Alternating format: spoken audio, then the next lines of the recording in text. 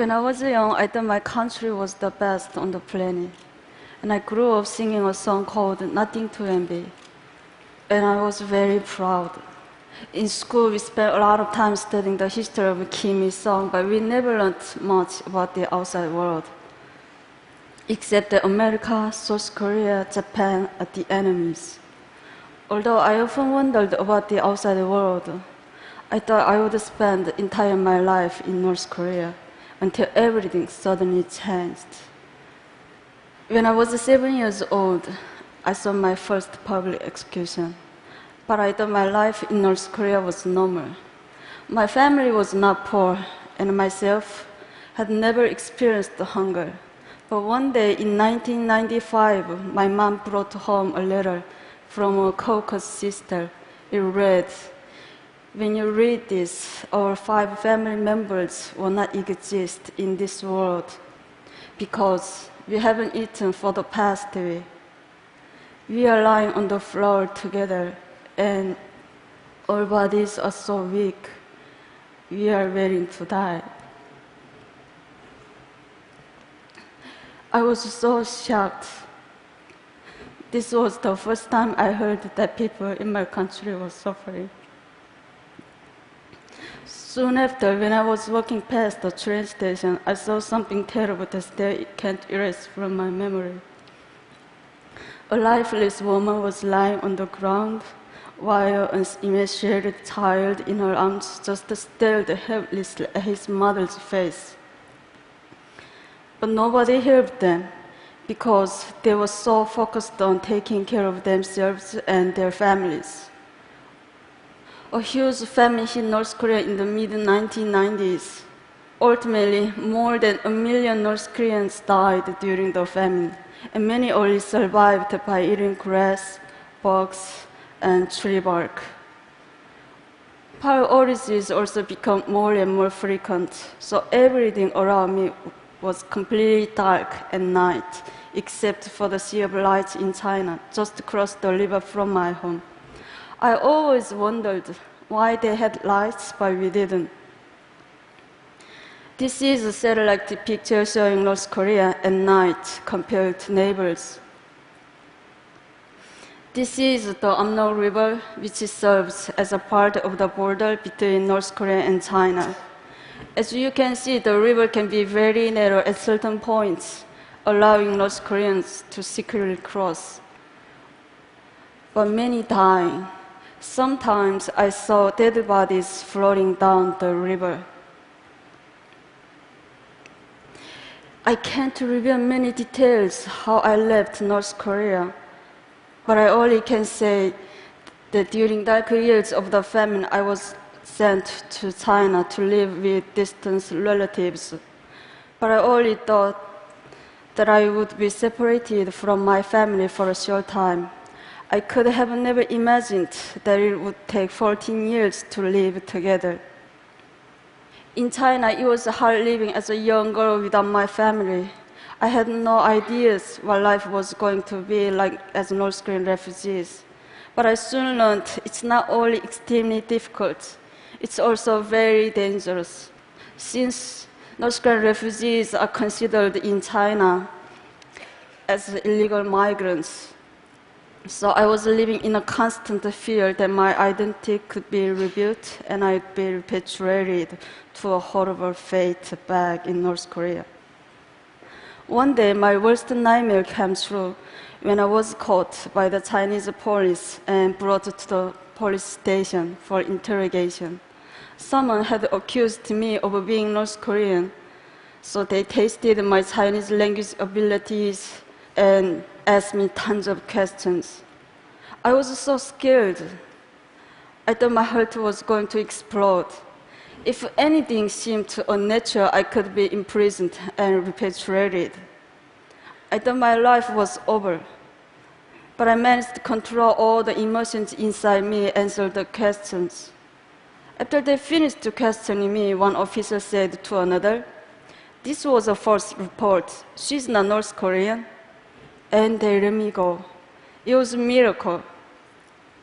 Some North Koreans in China seek asylum in foreign embassies, but many can be caught by the Chinese police and repatriated. This group was so lucky. Even though they were caught, they were eventually released after heavy international pressure. These North Koreans were not so lucky. Every year, countless North Koreans are caught in China and repatriated to North Korea, where they can be tortured, imprisoned, or publicly executed. Even though I was really fortunate to get out, but many other North Koreans have not been so lucky. It's tragic that North Koreans have to hide their identities and struggle so hard just to survive. Even after learning a new language and getting a job, their whole world can be turned upside down in an instant. That's why after 10 years of hiding my identity, I decided to risk going to South Korea. And I started a new life yet again. Settling down in South Korea was a lot more challenging than I had expected. English was so important in South Korea, so I had to start learning my third language. Also, I realized there was a wide gap between North and South. We are all Korean, but inside we have become very different due to 67 years of division. I even went through an identity crisis. Am I South Korean or North Korean? Where am I from? Who am I? Sadly, there was no country I could proudly call my own. Even though adjusting to life in South Korea was not easy, but I made a plan. I started studying for university entrance exam. Just as I was starting to get used to my new life, I received a shocking phone call. The North Korean authorities intercepted some money that I sent to my family, and as a punishment, my family was going to be forcibly removed to a desolate location in the countryside. They had to get out quickly. So I started planning how to help them escape. North Koreans have to travel incredible distances on the path to freedom. It's almost impossible to cross the border between North Korea and South Korea. So ironically, I took a flight back to China and I had to toll the North Korean border. Since my family couldn't speak Chinese, I had to guide them. Somehow, through more than 2,000 miles in China and then into Southeast Asia. The journey by bus took 1 week, and we were almost caught several times. One time, our bus was stopped and boarded by a Chinese police officer. He took everyone's ID cards and he started asking them questions. Since my family couldn't understand Chinese, so I thought my family was going to be arrested. As the Chinese officer approached my family, I impulsively stood up and I told him that these are deaf and dumb people that I was chaperoning. He looked at me with suspiciously, but luckily he believed me. We made it all the way to the border of Laos, but I had to spend almost all of my money to bribe the border guards in Laos. But even after we got past the border, my family was arrested and jailed for illegal border crossing. After I paid the fine and bribe, my family was released in 1 month. But soon after, my family was arrested and jailed again in the capital of Laos. This was one of the lowest points in my life. I did everything to get my family to freedom, and we came so close. But my family was thrown in a jail just a short distance from the South Korean embassy.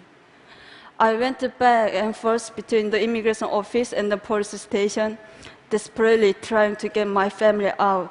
But I didn't have enough money to pay bribe or fine anymore. I lost all hope. At the moment, I heard one man's voice ask me, "What's wrong?" I was so surprised that a total stranger cared enough to ask. In my broken English and with a dictionary, I explained the situation, and without hesitating, the man went to the ATM and he paid the rest of money for my family and 2 other North Koreans to get out of jail.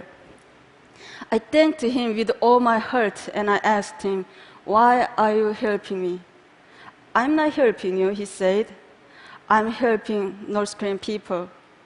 I realized that this was a symbolic moment in my life. The kind strange symbolized new hope for me and the North Korean people when we needed it most.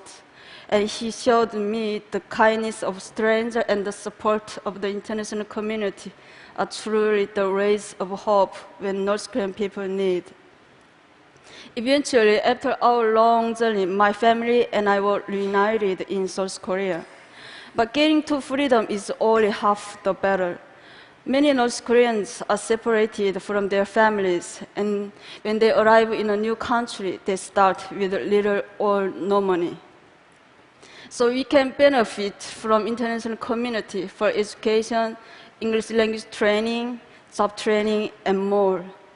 We can also act as a bridge between the people inside North Korea and the outside world, because many of us stay in contact with family members still inside, and we send information and money that is helping to change North Korea from inside.